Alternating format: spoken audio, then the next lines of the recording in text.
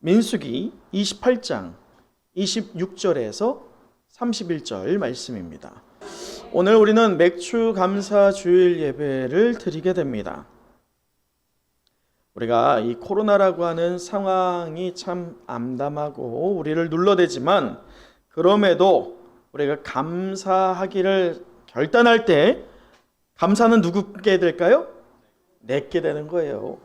여러분, 감사는 도처에 있지만 감사하기를 결단하는 사람이 그 감사를 소유하게 될 것이지만, 감사가 도처에 널려 있지만 감사하지 못하는 습관이 들어져 있는, 불평과 불만으로 습관되어 있는 사람에게는 감사가 나올 수 없습니다. 감사는 그의 것이 되지 않죠. 그러기에 감사는 누구께 돼야 되겠어요? 자, 이 시간 이렇게 소망을 담아서 저를 따라 해보시죠. 감사는 내 거입니다. 다시 한번, 감사는 내 거입니다. 여러분, 감사할 수 있는 우리가 되길 소망합니다. 여러분, 기억하시나요?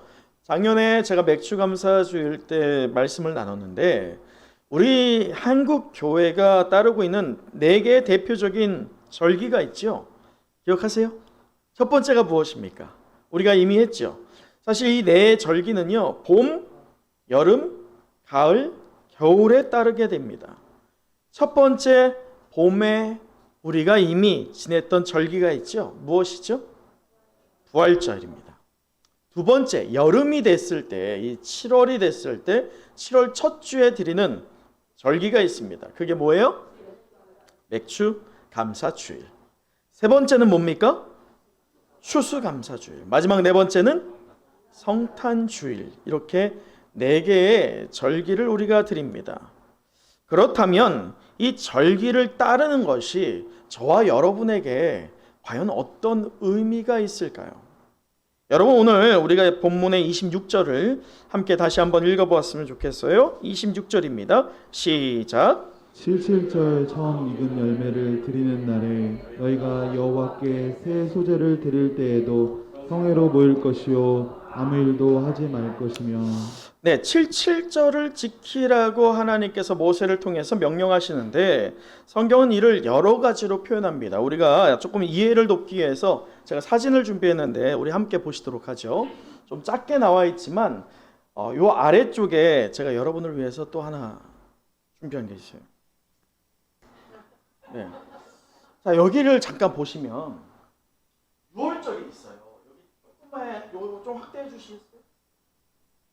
여기를 보시면 6월절이 있고, 6월절이 아비벌이라고 하는데 이게 우리나라 절기하고는 다릅니다.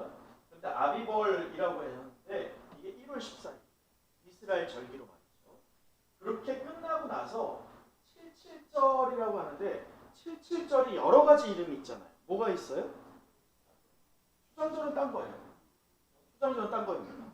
맥추절, 오순절 이렇게 나눠져요. 그런데 우리가 이것을 보면 초실절이라는 게 있어요. 그게 무교절 끝나고 7일 있다가 드리는 초실절이에요. 그게 이 그러니까 맥주 감사주일 77절의 시작입니다.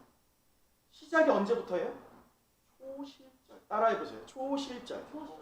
초실절을 시작이 되는데, 그리고 나서 맥을 거두는 게 초실절부터 며칠? 50일째. 며칠? 이게 아주 중요해요. 며칠? 50일째 되는 날 드리는 게 무슨 날이에요? 77절. 맥추절이라는 겁니다.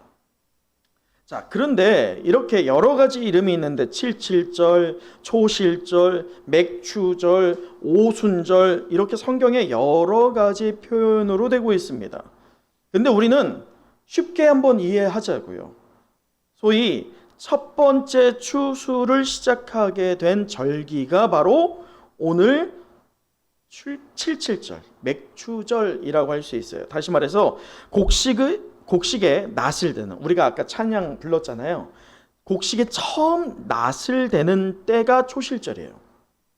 그것을 기준으로 7주, 77에 49, 일이 지난 그 다음 날 드려지는 50일째 되는 날, 그게 바로 맥추절인데, 출애굽기 23장 16절에 보면 모세가 이렇게 말합니다.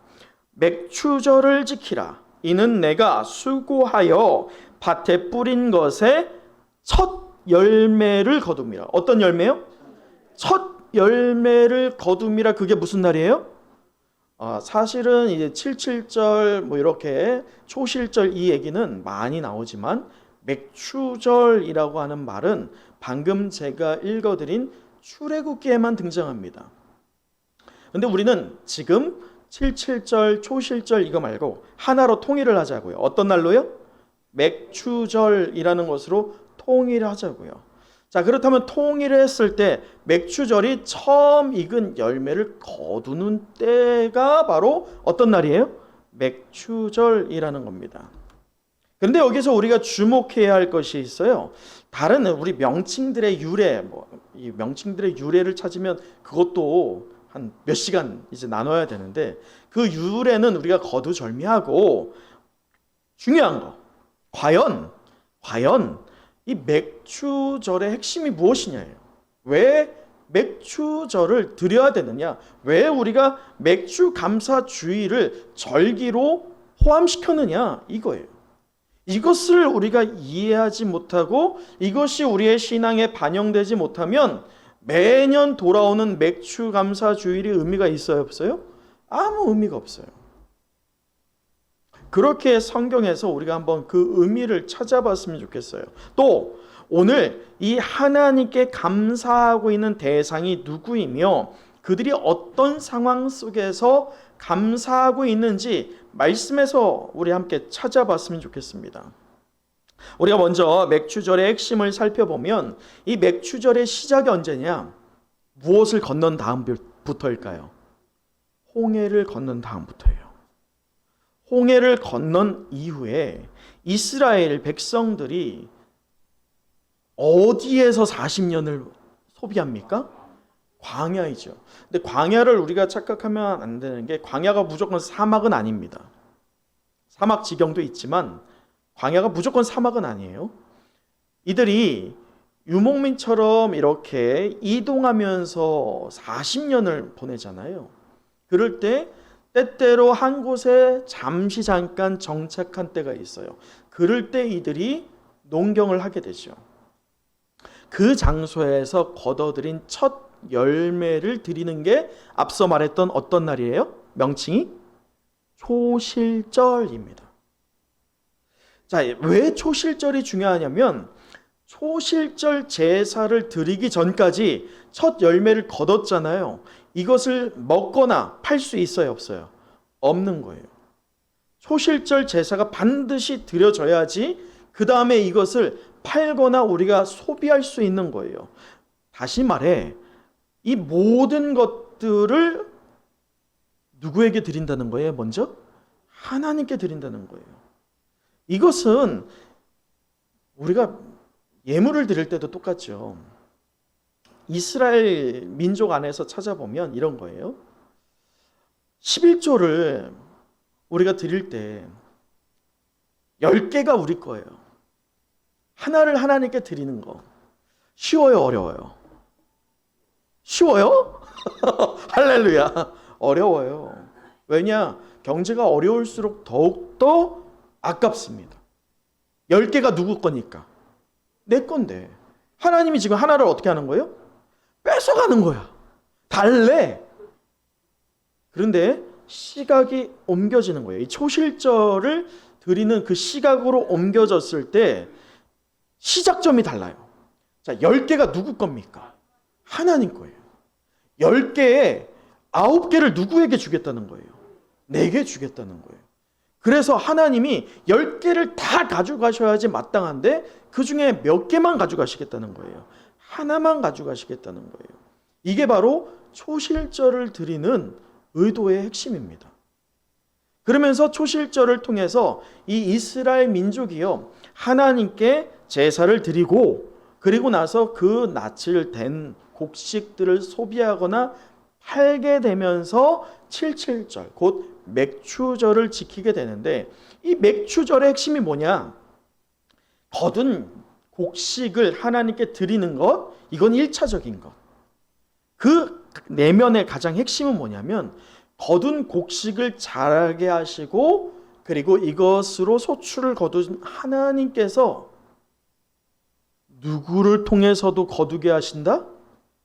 나의 인생을 통해서도 거두게 하신다. 곧 이 익은 곡식처럼 누구를? 나를 하나님께서 인도하여 가신다. 이것을 고백하고 하나님께 감사 표현하는 게 바로 맥추절의 핵심입니다. 그래서 단편적으로만 곡식에 대해서 하나님께 첫 이삭을 첫 이 보리를 거둔 것, 밀을 거둔 것, 그것으로 하나님께 감사한다. 이게 아니라 하나님께 첫 열매로 누구를 드리겠다? 나를 드리겠습니다. 하나님, 이 모든 열매의 첫 것을 하나님께 드리는 것처럼 나를 하나님께 첫 열매로 드릴 테니 나를 받아주십시오 라고 하나님께 온전히 나의 삶을 의탁드리는 것, 이게 바로 맥추절의 핵심이라고 할 수 있겠습니다. 자, 그렇다면 하나님께 감사하고 있는 대상이 누구냐? 여러분, 오늘 이 말씀을 한번 보세요. 민수기가 어떤 거예요? 민수기가 지금 말씀에서 보면 28장 1절을 보면 여호와께서 모세에게 말씀하여 이르시되라고 하잖아요. 그가 이 모세를 통해서요, 뭐 안식일부터 초하루 그리고 유월절 이것들을 얘기하고 있는데 이미 이 내용들, 우리가 민수기에 보고 있는 내용이 앞서 제가 어떤 본문을 읽어드리면서 맥추절을 지키라라고 말씀했어요? 출애굽기였잖아요. 출애굽기 23장이었단 말이에요. 23장에 하나님께서 명령하신 것이 지금 민수기에 반복되고 있어요. 자, 그렇다면 출애굽기에 맥추절을 지키라라고 명령함을 들었던 대상과 오늘 우리 본문의 26절에 77절 처음 익은 열매를 드리라라고 이것을 듣고 있는 대상이 같을까요? 다를까요? 달라요.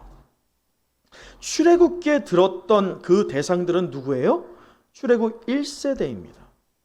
그런데 문제는 출애굽 1세대들이 실패했다는 거예요. 무엇에? 하나님의 순종에. 결국 그 1세대들은 어떻게 됩니까? 모세와 여호수아와 갈렙을 제외하고는 어떻게 돼요? 광야에서 다 죽습니다. 생명이 다 끝나버립니다. 자, 그렇다면 오늘 본문을 접하고 있는 대상은 누구예요? 실패를 목도하였던 자신의 아버지 세대들이, 어머니 세대들이 실패를 목도하였던 그들, 그러나 그들이 직접 하나님의 말씀은 경험했어요, 못했어요? 못한 그들이 바로 출애굽 2세대입니다. 이 출애굽 2세대들에게 하나님께서 언약을 갱신하는 거예요. 1세대에게 맺었던 그 언약을 2세대에게 갱신하는 겁니다. 하나님께서 스스로 을이 되셔서 내가 이 언약을 갱신하겠다. 1세대가 비록 이 언약을 따르지 않아서 실패했지만 2세대 되는 너네들에게 동일한 언약을 맺겠다라고 하나님께서 말씀하는 겁니다. 그러면서 이 언약을 새롭게 하죠. 재확인시키십니다. 그것이 오늘 우리가 보고 있는 이 본문의 내용입니다. 그렇다면 이 하나님께서 출애굽 2세대를 통해서 새롭게 하시고 재확인시키시는 이 갱신된 언약, 곧 맥추절이라는 이 절기를 통해서 하나님께서 요구하시는 핵심이 무엇일까요? 바로 감사입니다. 하나님께서 언약을 갱신하게 할 때 그 핵심이 무엇이냐? 여호와께 감사하라는 거예요. 다른 것들이 아니에요. 감사하는 거예요. 하나님께서 주신 것도 감사요. 하나님께서 응답하신 것뿐만 아니라 거절하시고 보류하신 것도 어때야 돼요? 감사요 라고 반응할 수 있는 것. 그래서 여호와께 감사하라 나는 말씀을 하고 있는 것입니다. 은혜와 성령이 함께하는 우리 은성교회 성도 여러분, 오늘 주보를 잠시 볼까요? 주보에 보면 우리 맥추감사주일 두 번째 이렇게 기록되어 있죠. 우리 함께 같이 한번 읽어보도록 할까요? 자, 두 번째, 함께 잘 보이시나? 앞에 한번 띄워주시겠어요? 두 번째와 맥주감사 주일 두 번째 거. 이게 글씨가 작아서 이게 안 보이시는 분들이 우리 어른분들이 계실 것 같아서, 자, 앞에 보고 함께 두 번째 줄 거 오늘 우리가 시작하면서 함께 읽어볼게요. 시작. 한 목소리로 요은주 목사님 같이, 자, 한 목소리로 시작. 오늘 우리가 매년 7월 첫 주일을 맥주절로 지키는 의미는 지난 6개월 동안 지키신 하나님의 은혜에 감사드리고, 자, 무엇에 감사해요? 어떤 것에 대해서? 지난 6개월을 감사하고, 또 계속이요. 남은 6개월을 감사로 시작하자는 자, 것입니다. 어떤 6개월? 남은 6개월을 또 어떻게 하는 거예요? 감사하는 거예요. 여러분, 6개월 동안 지켜주신 하나님께 감사하는 저와 여러분 되길 간절히 소망합니다. 6개월을 감사로 시작하는 뜸을, 이 남은 6개월을 감사로 시작하겠다는 뜻을 담아서 드리는 오늘 이 절기가 어떤 날이라고요? 맥주 감사 주일입니다. 여러분, 출애굽 2세대와 언약을 갱신하시고 그 언약을 새롭게 하시고 재확인시키셨던 하나님께서 오늘 우리에게도 언약의 갱신을 허락하여 주십니다. 그렇다면 그 언약의 갱신의 핵심이 무엇이에요? 감사예요. 이스라엘에게 이 출애굽 2세대들에게 요구했던 감사를 오늘 우리에게도 동일하게 요구하고 계실 줄 믿습니다. 우리가 누려왔던 그리고 우리가 걸어왔던 지난 6개월을 지켜주시고 인도하신 하나님 은혜에 감사로 반응하는 은성의 모든 영가족 되기를 간절히 소망합니다. 또한 남은 6개월을 부어주실 하나님 은혜를 기대하며 감사로 시작하기를 결단할 때, 무엇할 때? 결단할 때, 무엇으로 시작하기를? 감사로 시작하기를. 여러분, 출발점이 중요해요. 무엇으로 시작하느냐가 중요합니다. 감사로 시작하는 여러분 되시길 간절히 축원합니다. 감사로 시작하기를 결단할 때 하나님께서 이른 비와 늦은 비를 통하여서 우리의 앞길을 예비하여 주실 줄 믿습니다. 여러분, 그렇다면 이 출애굽 2세대가 현재 감사를 드리고 있을 때에 이들의 환경과 상황은 어떨까요? 지금 이들은 가나안 땅에 들어간 상태예요? 못 들어갔어요. 광야라는 곳에 있습니다. 때로는 척박한 땅이기도 합니다. 아직 정착하지 못하여서 적들로부터 언제 공격당할지 모르는 불안한 때입니다. 또 당연히 품질 좋은 농작물을 거둘 수 없어서 풍요롭거나 비옥하지 못한 현재 상황입니다. 이런 환경과 상황에 놓여있던 이 출애굽 2세대들에게 오늘 26절을 하나님께서 명령하시는데, 26절 다시 한번 읽어보도록 할까요? 26절입니다. 시작. 7절 처음 익은 열매를 드리는 날에 너희가 여호와께 새 소재를 드릴 때에도 성회로 모일 것이요 아무 일도 하지 말 것이며. 자, 첫째, 어디에 모여요? 성회로 모이라 이거예요. 이때는 성전이 있지 않다 보니까 장막에 하나님의 지성소를 마련했죠. 성회로 모이라 이거예요. 앞서 말했잖아요. 이들이 아직 가나안 땅에 들어가지 못하였기 때문에 언제든지 적들로 공격을 당할 수 있을 때이고, 그리고 풍요롭지 못하기 때문에 하루라도 뭔가 소출을 거두기를 중단했을 때면 내일이 장담되지 못하는 현재 상황이 바로 출애굽 2세들이 마주한 현실입니다. 이런 상황에 하나님께서 첫째로 명령하시는 게 뭐예요? 어디에 모이라? 성회로 모이라. 하나님 앞에 나오라는 거예요. 구별되라는 것입니다. 세상과 구별되라는 것을 하나님께서 첫 번째로 요구하십니다. 또 두 번째가 무엇이에요? 말씀에서 끝에 보면 무엇을 하라는 거예요? 그러면 아무 일도 하지 마. 야, 가만히 숨만 쉬어. 이거예요? 무엇에 집중하라는 겁니까? 누구에게 집중하라는 겁니까? 하나님께만 집중하라는 거예요. 지금 하나님께만 집중할 수 있는 때가 아니에요. 현실적인 안목으로 보자면 이 출애굽 2세대들이 목도하고 있는, 이들이 지금 마주하고 있는 현실은요, 만만치 않은 현실입니다. 하나님께만 집중할 수 없는 현실이에요. 잠시만 눈을 돌리면 다른 외부의 요소들과 내부의 요소들로 인해서 불안감이 엄습해오는 때 아니겠어요? 이럴 때 하나님께서 자신을 바라보기를 원하십니다. 예배하기를 원하십니다. 하나님께서 그것을 강력하게 요구하시는데, 여러분 어떤 면에서 보면 하나님이 너무 현실감각 떨어지지 않습니까? 차라리 이때 하루 온전히 하나님께 집중할 수 있게 다른 거 다 책임져 주시고 넉넉하게 부어주시고, 그때 돼서 이제 좀 여유가 생겨서 모일 수 있을 때 그때 야 이제 좀 모여볼래? 이렇게 하면 될 것 같은데, 아무것도 없는 상황에서, 불안한 상황에서, 보장되지 않은 상황에서 하나님께서 내 앞에 나오고 내게 예배를 드리라는 요구를 하고 계십니다. 여러분, 코로나 확진자 수가 800명에 육박하고 있는 상황입니다. 지난주에도 말씀 나눈 것처럼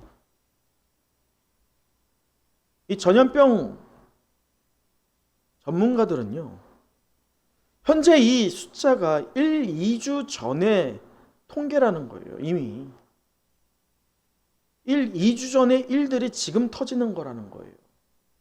여러분, 7월 1일부터 코로나 방역에 대한 제재가 한 단계 낮춰졌어요. 전문가들의 의견은 이거예요. 지금 이렇게 낮췄을 때 2주 뒤에 확진자의 수는 당연히 어떻게 된다? 늘어난다. 그 얘기를 하는 거예요. 현실적인 눈으로 보면 우리가 모이는 게 맞습니까? 현실적으로 보면 우리가 이 불안한 때에, 또 재정적인 것도 어려워진 이때에 예배 나오기보다는 하루 내 인생을 나의 자력으로 어떻게 좀 해보려고 그렇게 에너지를 사용하는 게 더 낫지 않아요? 어떻게 한 주에서 하루를 중단하고 온전히 하나님께 나와서 주일 성수를 하는 것. 여러분, 주일 성수가 무엇이에요? 주일 성수는 주일날 하루 정해서 잠깐 예배드리고 가는 게 그 주일 성수 아닙니다. 주일 성수는 온전히 이 하루를 하나님께 의존하는 거예요. 하나님을 바라보는 것입니다. 그래서 세상과 하나님 사이에서 중간에서 내가 양쪽에 발을 담그고 있는 그런 게 아니라 오로지 하나님을 바라보겠다는 거예요. 전심으로 하나님께 예배 드리겠다는 게 바로 주일 성수입니다. 여러분, 너무 현 시대에 있어서 현실 감각이 떨어지지 않아요? 이런 상황에 우리가 주일 성수하고 이 맥주감사 주일이라고 해서 이 자리에 나와서 예배 드리는 게 현실적이냐고요? 현실 감각이 뛰어난 거냐고요? 그런데 과거에 출애굽 2세대에게 요구했던 하나님께서 오늘 우리에게 이 말씀을 통해서 동일하게 권면하는 것은 하나님 앞에 나오라는 거예요. 여러분, 그게 장소적인 차원이 아닙니다. 온라인을 통해서라도요, 여러분 참 죄송하지만 여러분 참 모르시는 것 같은데, 우리가 온라인 송출하잖아요. 우리가 저 뒤에서 교육자분들과 재현 집사님이 그거 안 합니다. 그런데 클릭 한 번 하잖아요. 이 시간에 접속자 수가 나와요. 몇 명이 접속하고 있는지가. 여러분 그거 모르셨죠? 한 번 클릭하고 나면 나 한번 들어갔다 이렇게 생각하시죠? 여러분, 우리가 시험에 들까 봐 그거 클릭 안 합니다. 근데 저는 두려운 게, 여러분 하나님을 속이지 마세요. 하나님께서 원하시는 것은요, 장소적인 개념이 아니에요. 하나님께 온전히 나아오고 하나님께 온전히 집중하는 것을 하나님께서 원하실 줄 믿습니다. 그게 진정한 예배자의 삶이에요. 그렇게 예배 드릴 때 하나님께 감사가 없을 수가 없다는 것이죠. 여러분, 여기에서 또 다른 어떤 영적 반응들이 있지 않겠어요?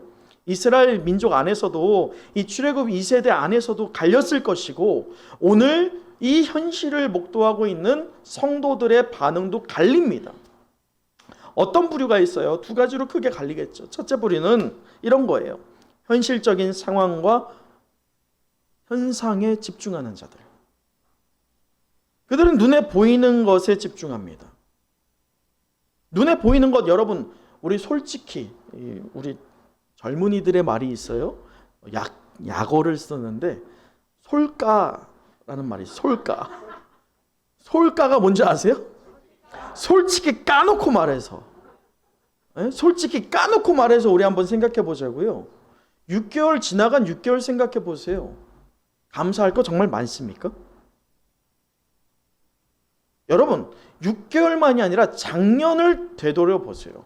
2020년 3월부터 확진자로 인해서 우리가 예배를 못 드리게 됐거든요. 그때를 생각해 보면 지금 1년이 넘어가는 현 상황에 이 코로나 하나님께서 제재를 못하고 있고 막아내지 못하고 있는데 그 하나님께 감사할 수 있겠어요? 또 아직 내 현실적인 상황이 넉넉하지 않고 오히려 이 코로나 상황에서 더 쪼그라드는 이 현실을 여러분이 직접 피부로 체험하면서 감사할 수 있겠어요? 이스라엘 민족도 똑같았어요. 그 2세대 안에서도 감사하지 못하는 부류는 끝까지 감사하지 못했어요. 여러분 잊지 마세요. 감사로 시작하는 자는 끝까지 감사할 수 있지만 감사로 시작하지 못한 자는, 불만과 불평으로 시작한 자는요, 끝까지 무엇이 남아요? 불만과 불평이 남아요. 두 번째 부류는 무엇입니까? 여러분, 이 코로나가 어떻다고 보십니까? 질병적인 것으로 여러 어려움이 있는 때입니다. 그런데 우리는 예수님의 재림을 믿습니다. 아멘? 예수님의 이 재림 전에 질병으로 인하여서, 전쟁으로 인하여서 여러 가지 사건들이 일어난다고 이미 주님께서 말씀하셨습니다. 이 코로나는요, 세상 끝날의 심판이 아니에요. 세상 끝날에 주님이 오시기 이전에 있게 될 여러 현상 가운데 하나입니다. 이것을 보면서 우리가 두려워할 것이 아니라 이 코로나 현상과 상황만을 보는 게 아니라 이 더 큰 그림으로 봤을 때 누가 오신다? 주님이 오실 날이 가까우고 있구나. 이럴수록 오히려 견실한 믿음 안에서 흔들리지 않는 성도가 바로 그 두 번째 부류일 줄 믿습니다. 그 두 번째 부류는 눈에 보이는 현상에 집중하지 않아요. 오히려 이 코로나 과정에서 또 코로나를 하나님께서 이 과정 가운데 내가 어려운 일이 왜 없겠어요? 눈물 흘릴 때도 있고 육체의 공고함이 있을 때도 있지만 그럼에도 나를 보호하시는 하나님께 감사합니다 라고 고백할 수 있는 성도의 입술을 하나님께서 기억하실 줄 믿습니다. 지난 6개월 내가 살아있는 것 자체가 기적이고 은혜입니다 라고 시인하며 감사함으로 반응하는 저와 여러분, 우리 은성의 모든 영가족 되기를 간절히 축원합니다. 저는 우리 은성교회가 감사가 넘치는 은혜 공동체 되기를 간절히 소망합니다. 여러분도 그렇게 소망하시죠? 은혜가 있어야 돼요. 감사가 있어야 됩니다. 지난 6개월 지켜주신 하나님 은혜에 감사하며 남은 6개월을 감사로 시작하기를 결단하는 은성의 모든 영가족 되기를 간절히 간구할 때에 이와 같이 감사할 수 있는 마음을 허락하시는 하나님과 동행하는 저와 여러분 되기를 간절히 축원합니다. 여러분, 그런데 오늘 이 구약의 절기를 통해서 하나님께서 이 출애굽 2세대와 분명한 언약의 갱신을 하셨는데, 저는 성경을 묵상하면서 하나님께서 구약에서만이 아니라 이것을 그대로 신약에 끌고 오고 있다는 것을 깨닫게 됐어요. 하나님께서 그 언약을 새롭게 하시고 재확인하시는 그 언약의 갱신이 신약으로 건너오는데, 우리 말씀을 같이 찾아보도록 하죠. 사도행전 1장입니다. 사도행전 1장 3절입니다.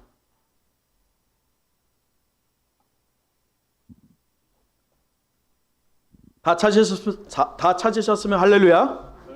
아멘. 자, 이 시간 우리 3절 함께 읽어보도록 하죠. 시작.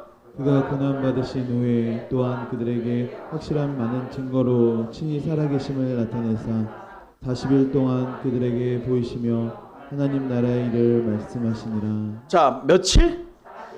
예수님께서 죽으시고 3일 만에 부활하시고 며칠? 40일 동안 제자들과 함께 있었습니다. 제자들과 왜 함께 있었습니까? 이들에게 재교육하기 위함이었어요. 근데 그 재교육의 핵심이 무엇이냐? 바로 새 언약이에요.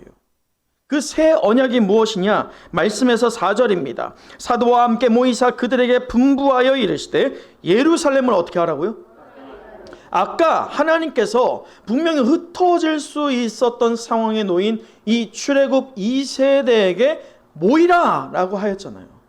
흩어지지 말라는 거예요. 모이라 이거예요. 장소적인 개념을 초월해서 한마음 되라 라는 것입니다. 그렇게 말씀하셨던 하나님께서 이제 신약에 오셔서 예수님의 말씀을 통해서 이 남아있는 제자들과 권속들을 향하여서 예루살렘을 어떻게 하라고요? 떠나지 말라 라는 말씀을 하십니다. 그러고 나서 무엇이라고 하느냐? 내게서 들은 바 아버지께서 약속하신 것을 무엇하라고요? 기다리라. 기다리라. 근데 이 기다림이 어떤 기다림이어야 할까? 14절을 보도록 하지요.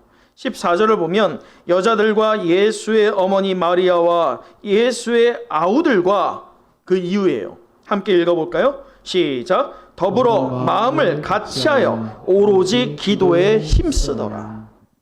여러분, 이들이 오로지 기도에 힘쓰는데 그냥 다 산발적으로 흩어져서 기도에 힘쓰는 것이 아니라 어떻게 합니까? 더불어 마음을 같이하여서 한마음이 되어서 합심하여서 하나님께 기도하는 거예요. 무엇을 위해서요? 새 언약을 위해서. 하나님께서 주실 것을, 그 선물을, 새 언약을 기대하는 것이지요. 그게 며칠이었을까요? 그 기간이. 자, 도움을 주기 위해서 다시 한번 표를 보시도록 하죠. 자, 요거 보세요. 다시 보시죠. 자, 아까 6절에서 7절이 끝나는 데까지가 며칠? 며칠? 자, 오순절의 뜻이 뭘까요? 오, 5, 순, 열. 그러면 5, 열 곱하면 50이. 예수님께서 6월절 때, 명절 때 돌아가십니다. 그리고 나서 40일 동안 제자들과 함께 있으셨고, 이 제자들이 예수님께서 예루살렘을 떠나지 말고 아버지께서 주실 것을 기다리라 라고 할 때 그 말씀을 붙잡고 기도하잖아요. 더불어 마음을 같이하여서 기도하잖아요. 그 기도함의 기간이 얼마예요? 10일이었어요. 자, 그렇다면 40일 더하기 10 하면 며칠이에요? 50이에요. 그게 바로 오순절입니다. 여기에서 여러분 무엇이 보이세요? 제가 무엇을 보여주고 싶은지 이해하십니까? 따라오고 계십니까? 구약에 출애굽 2세대에게 새 언약을 주시면서 그 맥주절을 주시면서 그들에게 요구한 것이 감사였잖아요. 근데 그 감사할 수 있는 상황이었어요? 그들의 자의적으로 감사했던 걸까요? 아니에요. 감사하기를 결단할 때 환경을 보호하시고 인도하시며 감사할 수 있게끔 하신 것이 누구십니까? 하나님이세요. 그게 바로 이스라엘 이 출애굽 2세대에게 주신 새 언약의 징표였습니다. 그렇다면 오늘 이 신약 교회, 초대 교회뿐만 아니라 이것을 또 우리에게 연장시켜 보자면 주님께서 돌아가시고 나서 부활하신 이후에 40일 동안 제자들에게 아버지께서 주실 것을 기다리라 라고 하면서 새 언약에 대해서 말씀하실 때 그들이 그 새 언약을 고대하는 마음으로 더불어 마음을 합하여서 기도하기에 힘쓴 결과 그 10일이 지나고 났을 때, 자 2장 1절 함께 볼까요? 2장 1절 오순절 날이 이미 이름에 그들이 다 같이 어떻게 했어요? 한 곳에 모여 있었어요. 여러분 주목하십시오. 흩어져 있을 때 임한 적은 없습니다. 성령이 임한 때에는 항상 같은 현상이 있었어요. 항상 한 곳에 모여 있을 때예요. 지금 코로나로 인해서 우리가 흩어질 수밖에 없지요. 맞습니다. 그러나 마음이 흩어져서는 안 됩니다. 근데 흩어져 있지 않고 다 같이 한 곳에 모여 있을 때 어떻게 되느냐? 2절 호련히 하늘로부터 급하고 강한 바람 같은 소리가 있어 라고 하면서 3절 마치 불의 혀처럼 갈라지는 것들이 하나씩 임하면서 마지막 4절 함께 읽어보도록 하죠. 4절입니다. 시작. 그들이 다 성령의 충만함을 받고 성령이 말하게 하심을 따라 다른 언어들로 말하기를 시작하니라. 여러분 이 신약 교회가 처음 생성되게 된 게 탄생하게 된 그 시발점이 무엇이에요? 성령 받았을 때예요. 새 언약으로 하나님께서 이 신약 교회를 탄생시키는 가장 핵심이 무엇이냐? 바로 그것이 성령이었다는 것입니다. 여러분 그렇습니다. 구약의 이 출애굽 2세대가 감사할 수 없는 상황과 환경 속에서 언약을 갱신하시는 하나님을 신뢰함으로 무엇을 했어요? 감사를 했잖아요. 그럴 때 마침내 출애굽 2세대들이 어디로 들어갑니까? 가나안으로 들어가죠. 감사의 결과였어요. 이와 같이 신약의 초대 교회를 시작하여서 오늘 코로나 상황을 마주하고 있는 저와 여러분이 감사할 수 없는 상황과 환경 속에서도 하나님을 신뢰함으로 언약에 갱신되는 성령을 붙잡고 성령의 사람 되기를 소망할 때에 그 결과 교회를 탄생시키시고 오늘 저와 여러분을 통하여서 교회를 통하여 하나님 말씀이 더욱더 흥왕에 가게 하실 줄 믿습니다. 여러분 말씀을 마치겠습니다. 오늘 우리는 맥주 감사 주일을 기념하면서 은혜를 기억하고 감사를 표현하세요 라는 제목으로 허락된 은혜의 말씀을 나눴습니다. 우리 마지막으로 사도행전 12장 24절을 함께 보도록 할까요? 사도행전 12장 24절입니다. 함께 한 목소리로 읽겠습니다. 시작. 하나님의 말씀은 흥왕하여 더하더라. 다시 한번요. 시작. 하나님의 말씀은 흥왕하여 더하더라. 할렐루야. 주의 자녀되는 우리 은성의 권속 여러분, 한 해의 전반이 끝났습니다. 여러분의 2021년 전반전을 뒤돌아보십시오. 하나님께서 인도해 주셨을 줄 믿습니다. 이미 주신 것들에 대해 감사하는 입술되기를 간절히 소망합니다. 또 이제 남은 2021년 하반기를 하나님께서 인도해 주실 것을 기대하십시오. 그게 어디 우리 6개월 뿐이겠어요? 우리의 인생을 하나님께서 인도해 가시고 때마다 이른 비와 늦은 비로 우리에게 부어주신 하나님의 은혜를 사모하기를 간절히 원합니다. 여러분 잊지 마십시오.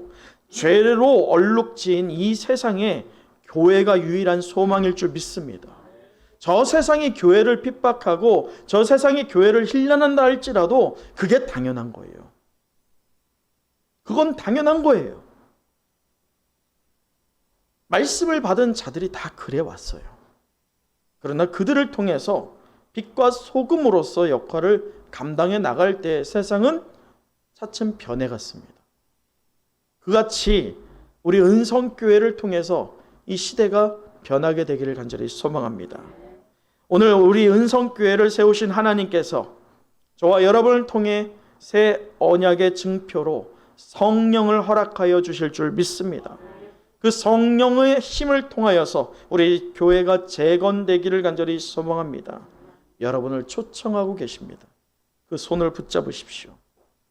십자가 세워져 있다고 해서 교회가 아니에요. 사람들이 어느 정도 모인다고 해서 교회가 아닙니다. 교회는 그냥 만들어지는 것이 아닙니다. 더불어 마음을 같이하여 오로지 기도에 힘쓰며 삶으로 드리는 온전한 예배를 드리기를 힘쓸 때, 어떻게든 부단히 몸부림칠 때에 비로소 교회가 교회다워지는 것일 줄 믿습니다. 저는 우리 은성교회가 나는 죽고 내 안에 그리스도가 사시는 것을 믿는 은혜 공동체 되는 교회 되기를 간절히 원합니다. 더불어 육체의 소욕이 아닌 성령의 열매를 맺는 참된 예배자들이 가득한 예배의 공동체 되는 우리 교회 되길 간절히 원합니다. 우리를 통해서, 우리 교회를 통해서 하나님 말씀이 더 흥황에 가진 그 기적이 우리의 현실 가운데 일어나게 될 줄 믿습니다. 우리 서로를 위해서 한번 이렇게 축복해 봤으면 좋겠어요. 자, 좌우를 보시면서 이렇게 한번 보세요. 하나님 은혜를 기억하고 감사를 표현하세요. 다시 한번. 하나님 은혜를 기억하여 성령 충만하세요. 그리고 주먹을 모아서 남은 하반기 승리합시다. 할렐루야. 기도하겠습니다.